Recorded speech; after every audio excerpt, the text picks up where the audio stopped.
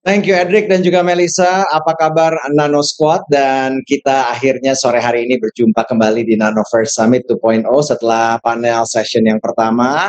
Kali ini kita akan memasuki panel session yang kedua. Tadi sudah dikasih sneak peek siapa saja yang menjadi pembicara kita untuk panel session yang kedua kali ini, powered by Nanovest.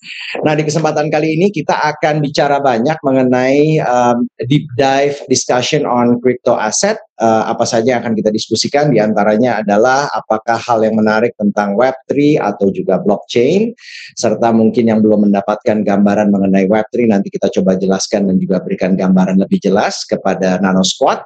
Setelah itu, apa saja yang menjadi inovasi terbaru dari crypto project Web3, serta tantangan, dan juga yang paling penting adalah adopsi mainstream Web3. Serta bagaimana menavigasi tantangan tersebut dan bagaimana peran pemerintah dan para pemain kripto.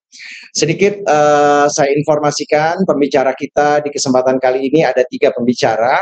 Seperti bisa dilihat di layar, yang pertama adalah Desi Indarti, beliau adalah Direktur PT Warna-Warni Ratelindo, dikenal sebagai Queen of Crypto karena keberhasilannya memang luar biasa dalam menjalankan bisnis dan juga ekosistem aset kripto, yaitu mining rig. Di usianya yang baru berusia 30 tahun, kini telah memiliki 22.000 rig di Indonesia. Itulah Desi, sedangkan pembicara kita yang kedua adalah Brandon Salim, public figure dan juga merupakan crypto enthusiast. Sejak kecil, Brandon ini sudah menunjukkan keinginannya untuk menjadi pengusaha saat masih di bangku sekolah dasar, dan Brandon sudah tentunya berjualan secara daring, dan saat ini di Artifact, beliau menjadi CMO. Artifact adalah Web3 company yang juga tentunya merupakan co-founder dari NFT project seperti Mindblown, serta Karafuru, dan masih banyak lagi.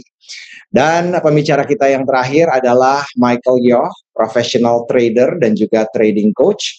Di tahun 2013, Michael Yoh terjun ke dunia trading saham, dan nama Michael Yoh inilah yang pertama kali digunakan untuk diputuskan saat bergabung di platform komunitas atau komunikasi trading saham. Nah, untuk sesi kali ini kita ada kurang lebih 30 menit untuk berdiskusi dengan para pembicara. Setelah itu nanti 10 menit kita akan berikan kesempatan untuk teman-teman Nano Squad yang ingin bertanya apa saja, silahkan ditanyakan kepada pembicara kita. Caranya adalah dengan menuliskan format sesi 2, lalu diberi spasi, nama, spasi, pertanyaannya apa, dan ditujukan kepada siapa. Nanti pertanyaan yang terbaik dan terpilih akan mendapatkan 5.000 NBT untuk masing-masing pemenang. Dahsyat ya. Oke, kita akan langsung menyapa para pembicara kita. Selamat sore kepada Desi dan juga Brandon dan Michael. Apa kabar semuanya, sehat? Halo, Pak Ferdi, sehat. Sehat. It's an honor to meet all of you, dan senang sekali di sesi kedua kali ini kita akan berbagi mengenai banyak hal. Langsung saja karena waktunya singkat, kita mulai ya. Kita mulai dengan pertanyaan yang pertama, mungkin bisa dijelaskan, ini pertanyaan untuk Desi dan juga Michael terlebih dahulu kali ya. Apa itu aset kripto dan bagaimana cara aset kripto bekerja? Ini mungkin biar Nano Squad bisa mendapatkan gambaran jelas. Silakan Desi terlebih dahulu. Halo, selamat sore semuanya. Sore. Aset kripto itu menurutku ini ya aset digital, aset kekayaan digital kita yang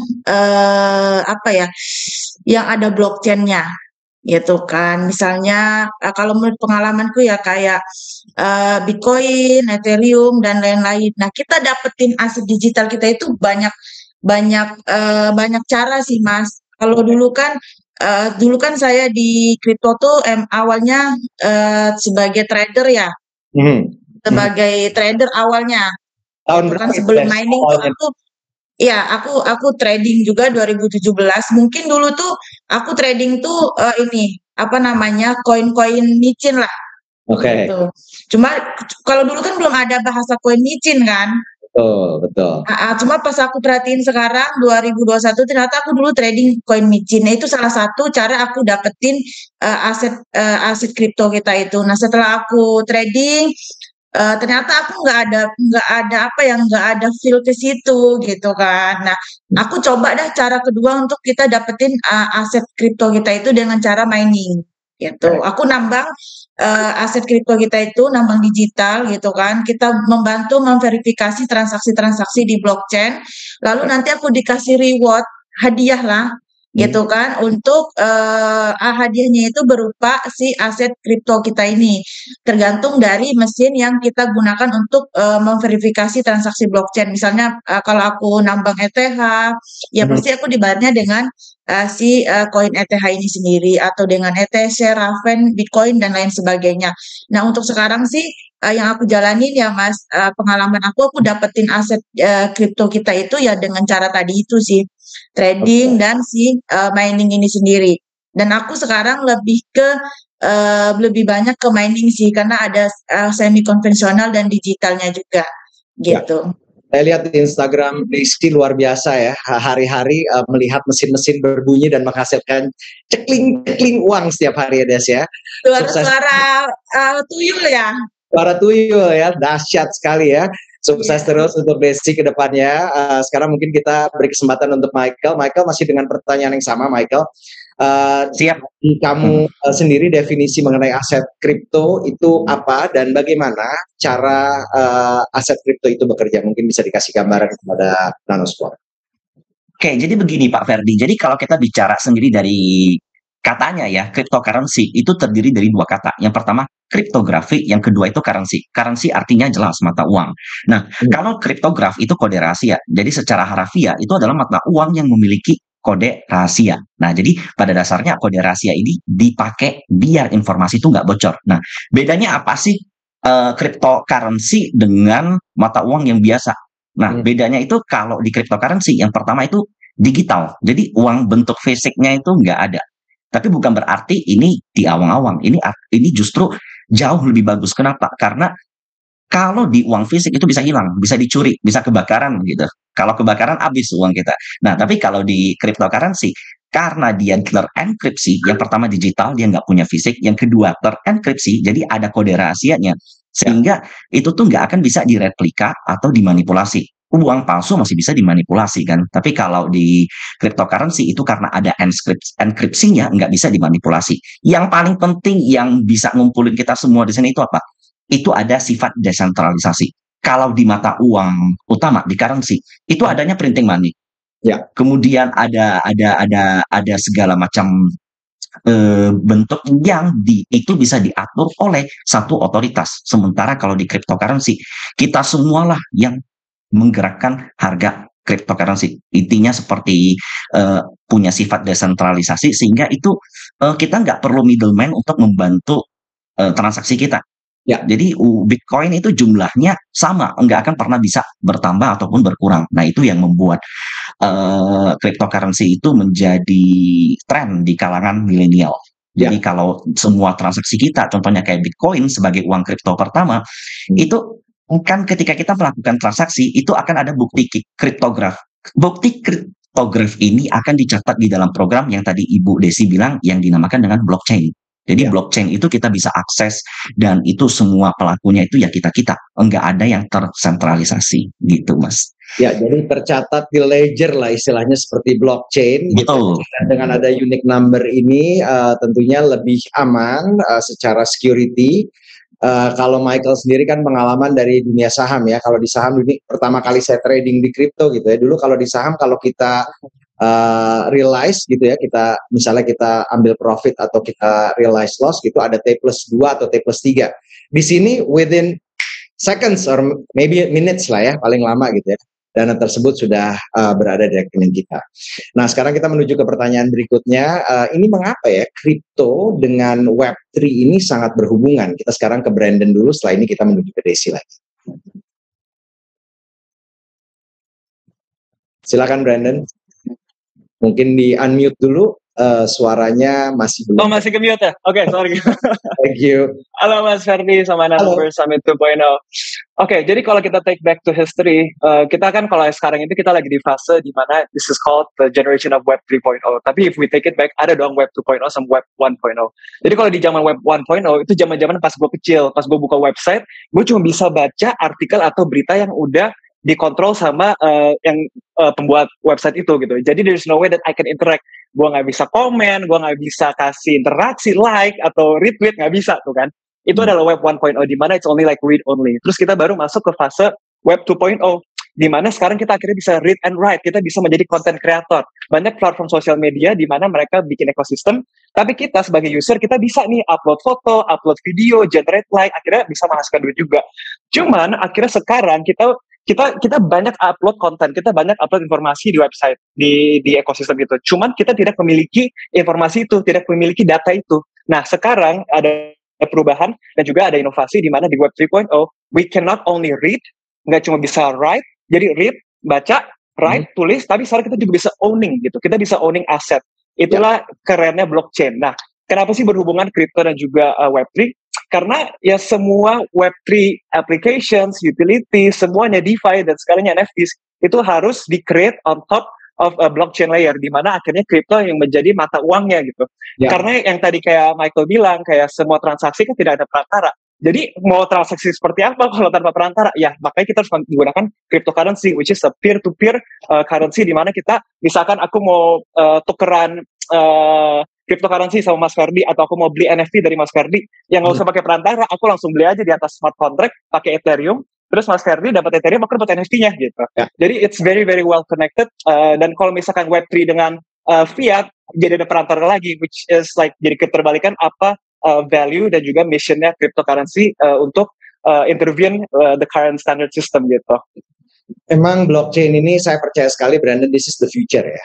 Banyak hal yang bisa kita lakukan dan membantu banyak hal juga dalam kehidupan kita di era masa kini gitu ya. Sekarang kita beri kesempatan untuk Desi untuk melengkapi mungkin mengenai hubungan antara Web3 dengan kripto ini.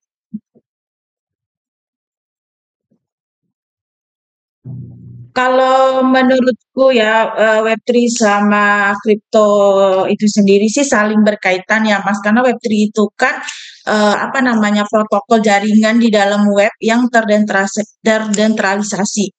Ya kan, dia ngebantu transaksi untuk peer to peer. Nah, dari tiga ini kalau menurutku ya yang aku pelajarin sih ini sangat-sangat berkaitan banget antara Web3 blockchain dan kripto, di mana mereka itu punya peran masing-masing. Kan kita tahu nih ya, mereka ini kan teknologi baru gitu kan, setelah era internet. Jadi teknologi baru ini, yang tiga ini saling sangat berkaitan untuk bisa sama-sama berjalan. Nah, si tiga ini punya fungsinya masing-masing. Si Web3 menurutku ini dia si protokolnya di dalam ekosistem itu nanti, sistemnya di dalam jaringan. Nah, sedangkan si cryptocurrency itu sebagai keamanan atau security-nya di dalam sistem ekosistem nanti di blockchain itu. Nah, si blockchain itu sebagai pencatatan transaksi atau pembukuannya. Nah, jadi tiga-tiganya ini tuh saling berkaitan gitu, saling membutuhkan lah. Saling simbiosis mutualisme, sama-sama saling support gitu di antara tiga-tiganya. Jadi nggak bisa blockchain sendiri, cryptocurrency sendiri, atau Web3 sendiri, itu nggak bisa. Gitu sih Mas. Jadi satu dengan lainnya saling berhubungan dan saling melengkapi begitu ya. Iya. Ya. Nah, saya bertanya lagi kepada Desi, ini saya tertarik ya Desi. Dulu tahun 2017 awal saya sempat melakukan due diligence, sebenarnya saya ingin mencoba-coba main. Kebetulan ada teman yang punya data center, tapi setelah dihitung-hitung itu dahsyat sekali ya, amount nominal yang harus diinvest untuk melakukan mining ini. Mungkin Desi bisa ceritakan nih sebagai the queen ya of crypto di Indonesia nih. Sekaligus juga jelaskan kepada teman-teman atau Nano Squad gitu ya, apa sih itu crypto mining dan apakah crypto mining ini efektif untuk menghasilkan passive income dan bagaimana mengoperate-nya. Kalau dalam jumlah yang skala besar tentunya menghasilkan besar, tapi ada tidak sih yang bisa disimplify? Silakan Des. Makasih Mas. Nah, crypto mining kan seperti yang aku cerita ya, aku dulu trader terus lalu ke mining juga. Nah, kenapa sih aku tertarik sama mining tuh karena emang eh, kita jadi kayak punya bisnis semi digital konvensional tapi ke blockchain gitu kan. Jadi ada bentuk fisik barangnya. Dan kita kita sebagai entrepreneur atau owner pasti kan berpikir hal paling buruk, Mas. Hmm. Itu kan hal paling buruk, oh kalau terjadi apa-apa, misalnya apalagi pada saat itu 2017, 2016 itu si tentang kripto ini sendiri masih tabu banget kan. Ya. Nah, akhirnya aku berpikir sepahit-pahitnya aku masih punya aset berupa VGA, mesin-mesinnya setidaknya masih bisa kita jual lah. Kalau terjadi sesuatu hal karena kan masih ini banget tentang kripto pada saat itu. Makanya aku memilih salah satu alasannya kripto. Nah, apa sih kripto mining itu? Kripto mining itu sebenarnya tuh kita tuh bisnis kayak sewa jasa warnet aja, Mas. Oke. Sewa jasa warnet, tapi kita tuh nggak perlu lagi marketing, nggak perlu lagi apa ya kalau bisnis konvensional kan seperti jasa warnet itu kita perlu marketing, kita perlu manajemen ya kan, kita perlu tempat ya sama-sama ada, tapi kita nggak membutuhkan banyak karyawan gitu. Jadi saya menempatkan posisi diriku sebagai ya udahlah, gue cuma nyewain jasa ini ke orang-orang yang bertransaksi di blockchain itu. Gitu. Jadi sesederhana itu sih Mas tentang si mining ini sendiri. Nah, terus masih apa ya tadi masih cuan atau enggak gitu ya? Passive income, apakah ini benar-benar bisa generate passive income? Nah, kalau ada yang mau memulai mining, seperti apa sih cara untuk memulainya? Apakah ada skala yang bisa dari kecil dulu gitu ya, menuju ke sedang sampai dengan besar? Kalau passive income itu kan sebenarnya maknanya kan kita punya penghasilan gitu kan, tapi kita bisa rebahan atau kita bisa ngelakuin aktivitas lain gitu kan. Nah, si mining ini emang benar-benar bisa dikatakan passive income ya benar juga sih Mas, karena emang kita cuma setting terus kita bisa tinggalin, kita bisa ngerjain bisnis kita yang lain. Cukup itu aja dan kita cukup pantau dari handphone gitu kan. Contohnya di farm aku kan satu farm aku itu biasanya paling kecil itu 200, 400, 700. Itu aku bener-bener bahkan aku jarang banget datang ke sana. Cukup dari handphone aja dan karyawan cukup satu orang aja atau dua orang, bahkan ada dari 22.000 rig miningku tuh ada yang nggak ada yang karyawannya yang jagain. Oke, ini ditaruh di data center. Kalau saya lihat sih ada yang kayak di rumahan ya. Iya, itu cukup simple banget sih kalau mau mining tuh Mas, cukup di garasi aja yang kemarin aku sempat viral itu yang 400 rig itu hanya di garasi. Oke, berapa itu garasi untuk memulai yang di garasi nih misalnya gitu ya? Ya. Nah, itu kan investment yang harus di start apa saja yang harus disiapkan dan berapa sih kira-kira yang harus disiapkan? Oh, nah kalau dulu sih aku tergantung gini ya, tergantung tujuan kita untuk mining dan tergantung konsep kita melihat si mining ini sendiri. Kalau aku melihat konsep mining ini memang untuk investasi jangka panjang. Biasanya aku nunggu 4 tahun sekali yang ada momen halving Bitcoin, biasanya itu koin-koin itu naik kayak kemarin 2021 itu Mas. Nah, emang jangka panjang dan juga tergantung dengan manajemen keuangan kita. Kalau emang sudah yakin, oh ini investasi jangka panjang, manajemen keuangan kita artinya punya modal dingin, nggak apa-apa dimulai dari 200 rig, 400 rig, kelipatan 200 sih biasanya Mas. Kalau memang yang udah benar-benar settle lah keuangannya. Nah, tapi kalau mau mulai satu VGA juga boleh Mas, itu udah dikatakan miner sebenarnya. Satu VGA kan sekarang 6 juta, 7 juta itu udah boleh. Tapi kalau memang kita mau seriusin dan kita anggap investasi jangka panjang kita dan keuangan cukup, modal dingin cukup, ya biasanya sih teman-teman yang mining di aku tuh biasanya dimulai dari 200 rig, 400, kelipatan 200 biasanya gitu Mas. Kali 6 juta per? Tidak, kalau 6 juta itu harga VGA-nya, belum kan ada alat-alat lainnya. Ya. Jadi kalau mau tahu lebih detail, yang mau coba mining, ini Desi nih gemar berbagi ilmu juga dan tidak pelit ya untuk Sama-sama belajar, Mas. ya, untuk sama-sama belajar lah istilahnya gitu ya. Nah, kita kembali lagi ke Michael dan juga Brandon. Tadi dikatakan bahwa Web 3.0 is the future. So, I do believe blockchain dan Web 3.0 ini adalah masa depan. Mungkin bisa dipaparkan lebih jelas lagi oleh Michael dan juga Brandon, pandangan kalian tentang the future of 3.0. Mungkin saya beri kesempatan ke Michael terlebih dahulu.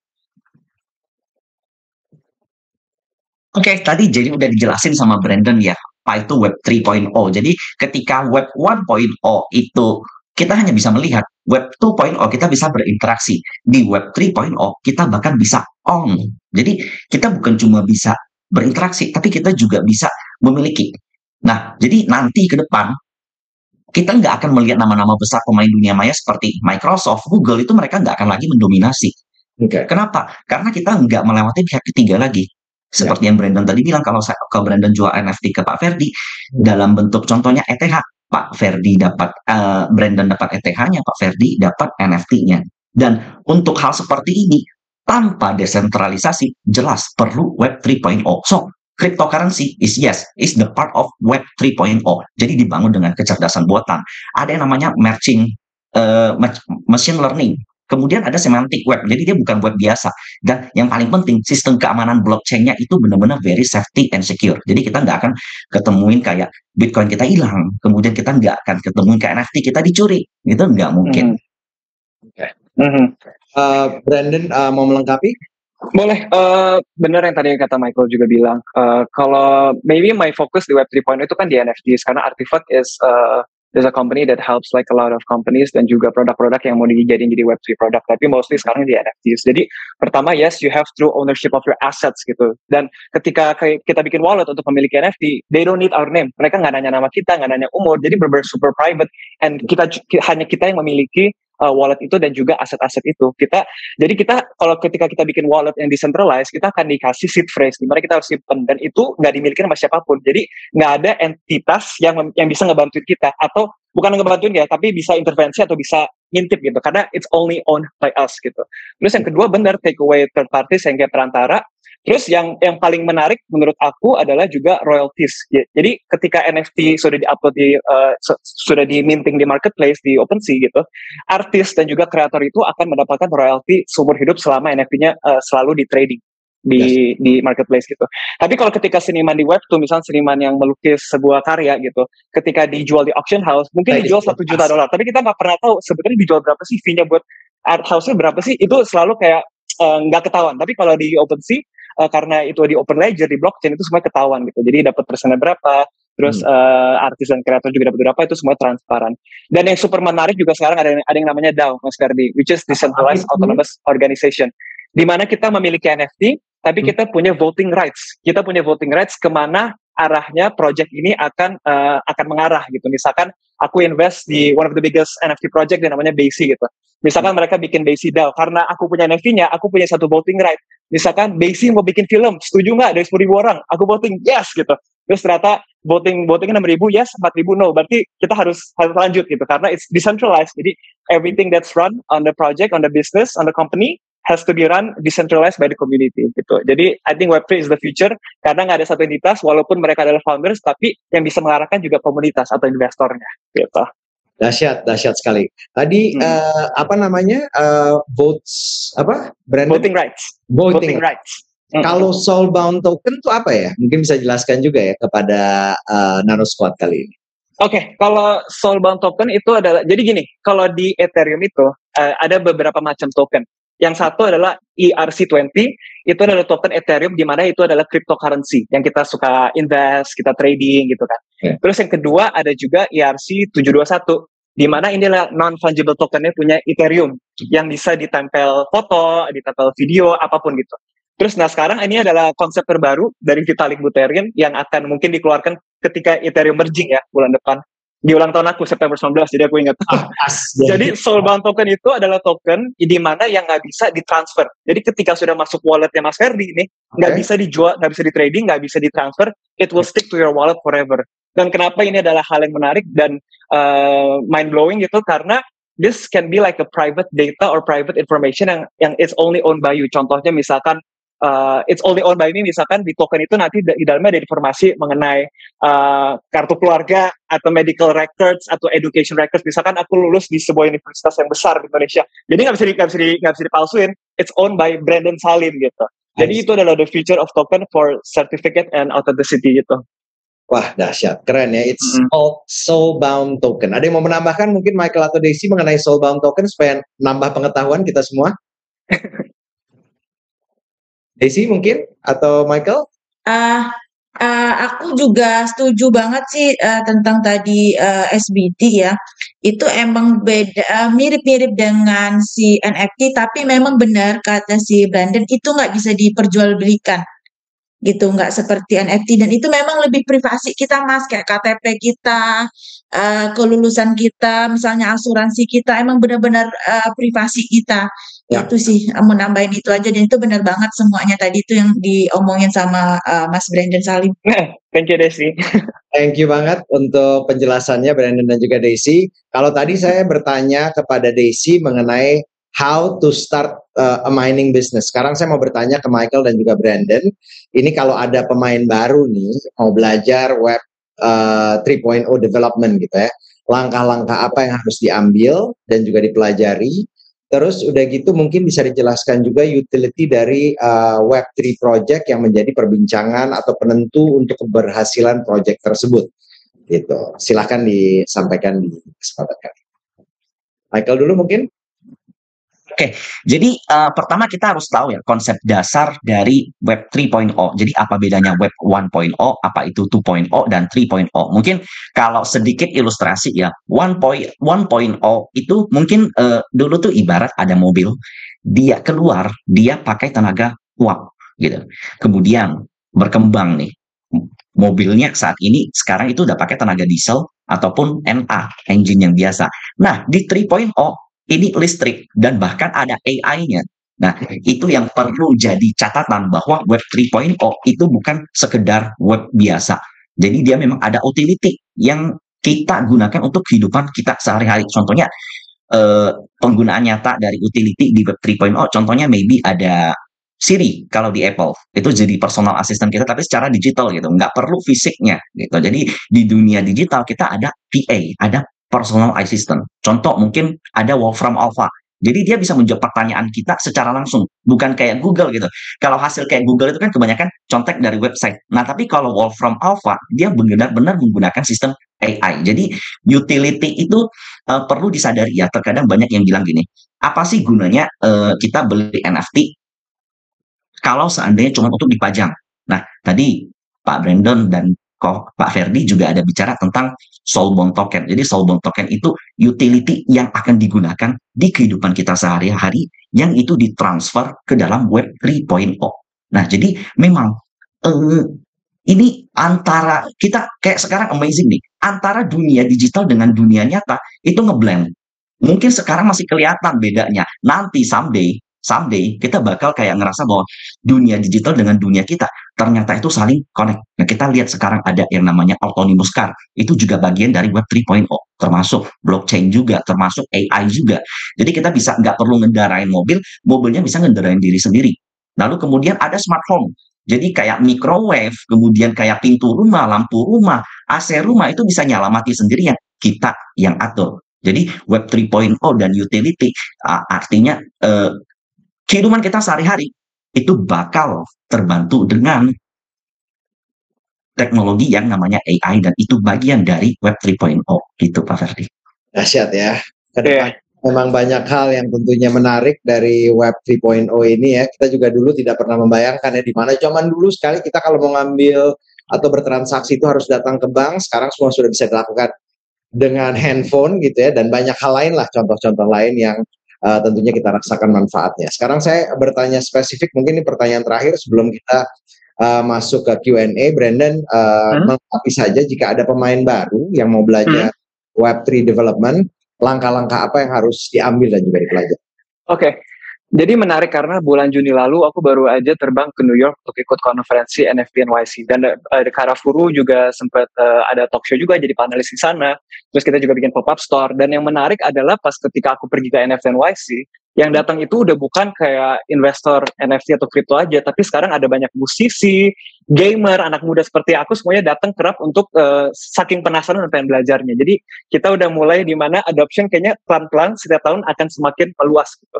Dan kalau ditanya how do I get into Web3, I don't know anybody. Well, this is your time karena we're in the very early phase. Mass adoption juga belum in the peak gitu. Jadi ada NFT projects ini, foundernya ini, mereka ini nggak punya batasan dengan investornya. Ketika aku beli sebuah NFT project, aku bisa ngobrol menjadi moderator, aku bisa ngobrol sama mereka, nanya-nanya, ikut meeting sama mereka, kasih ide gitu. Jadi memang semua yang ada di semua produk di Web3 sekarang tuh very very community driven, di mana mereka relying on community to help build it gitu. Karena kalau misalnya nggak ada pengguna atau nggak ada believer, how is this Web3 all these product and utilities gonna go into mass adoption gitu. So I think we are really needing a lot of people, especially in Artifact. I'm aggressively hiring a lot of people. Tapi a lot of Indonesians kadang kayak belum aware with Web3, belum aware with crypto, NFT, or the new coding languages. So I think now is still a really great time for everyone to learn. As easy as being a holder and also menjadi komunitas aja itu udah sangat-sangat banyak belajar dari situ. Ya, jadi silahkan mengasah dan juga membesarkan komunitas gitu ya. Seperti yang tadi sampaikan, berani untuk mengambil langkah karena ini masih early adoption ya. Semua sama-sama belajar. Dan mudah-mudahan kedepannya ini akan menjadi besar dan kita menjadi part dari bagian besar tersebut. Oke, kita sekarang akan masuk ke Q&A. Ini saya ambil dua pemenang yang akan mendapatkan NBT. Ada dua penanya. Yang pertama adalah, saya buka dulu chatnya. Yang pertama ini adalah Bagus T. Pertanyaan untuk Brandon Salim, bagaimana peluang investasi di Web3 NFT ataupun Metaverse supaya cuan? Silahkan. Tapi disclaimer ya Mas Ferdi, aku tuh bukan trader, soalnya aku sangat emosional. Aku orangnya holder. Jadi aset-aset yang aku invest, aku harus pelajarin dulu. Okay. Why is this gonna be a big, dan kenapa ini akan merubah dunia, dan aku langsung holding gitu.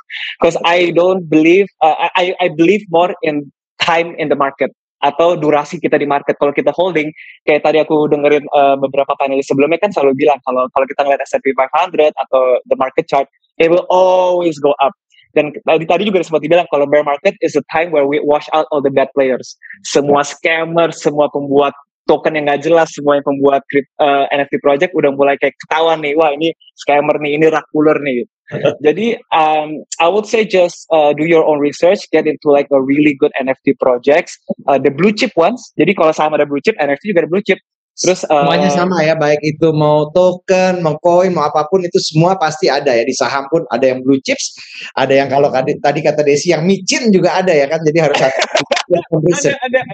Makanya kalau aku recommend just get into the blue chip NFTs, terus jangan diam aja. Tapi juga involve di community-nya, bantu ngebikin. Karena when you hold the NFT, you usually own the copyright, which you can misalnya mau produksi merch dengan NFT lu, boleh banget. Lu mau bikin cafe dengan gambar NFT lu, boleh banget. Karena hak cipta itu dimiliki sama ownernya. Jadi things you can do is just contribute to the project, but not as an investor, but also as a community gitu. Oke, thank you so much Brandon jawabannya. Semoga menjawab pertanyaan dari Bagus. Thank you sudah berpartisipasi. Bagus, selamat telah mendapatkan NBT. Dan kita ke penanya kedua. Penanya kedua saya coba bacakan. Kali ini penanyanya adalah Natania Patricia. Pertanyaannya untuk ada 3 penanya malah. Oke, ada 3 penanya. Sorry, ini semuanya dari YouTube. Penanya kedua ini untuk Michael. Apa pandangan Ko Michael untuk cryptocurrency di Indonesia? Apakah hanya boom sesaat atau bisa long?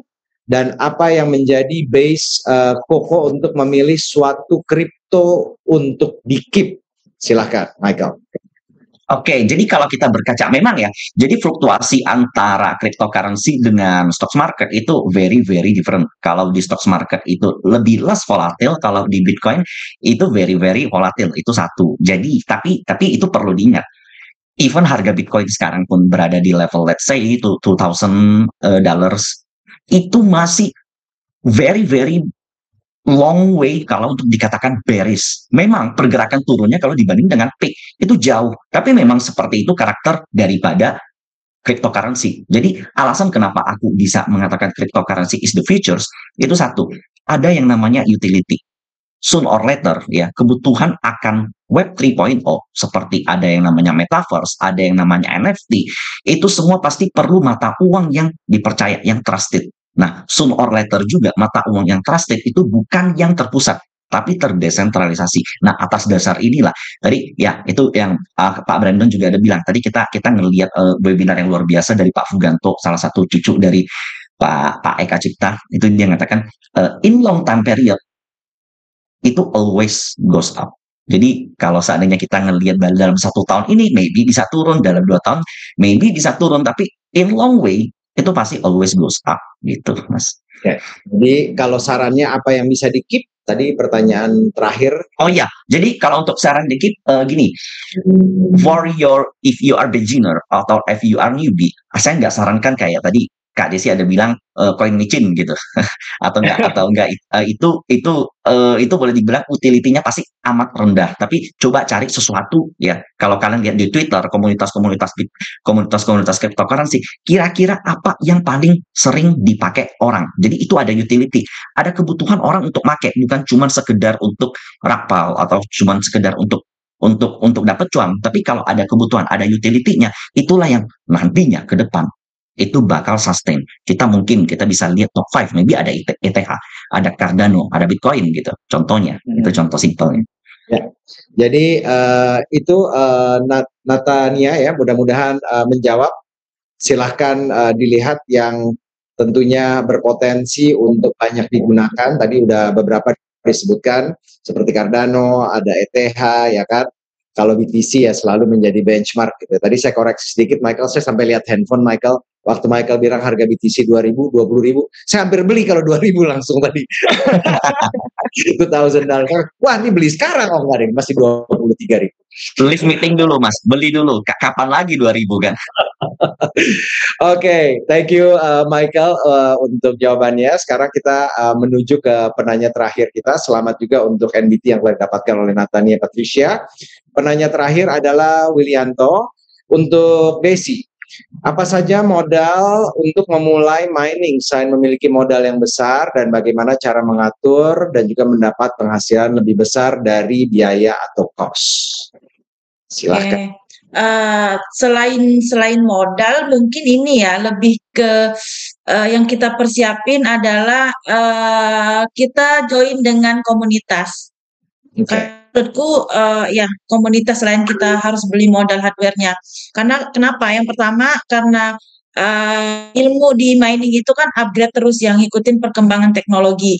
Jadi kalau kita juga malas belajar, malas gabung dengan komunitas, ya bakal ketinggalan juga. Karena gini Mas, pengalamanku semua orang bisa setting, ya kan? Lihat YouTube juga bisa kok orang setting, tapi kan nggak semua bisa menghasilkan secara produktif.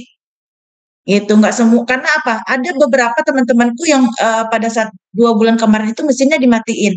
Nah, aku nggak mati punyaku. Karena mereka bilang rugi, padahal sama dengan sama VGA-nya sama, mereknya sama, jumlahnya sama, mereka dimatiin sebagian gitu. Nah itu menurutku karena mungkin mereka tuh malas belajar.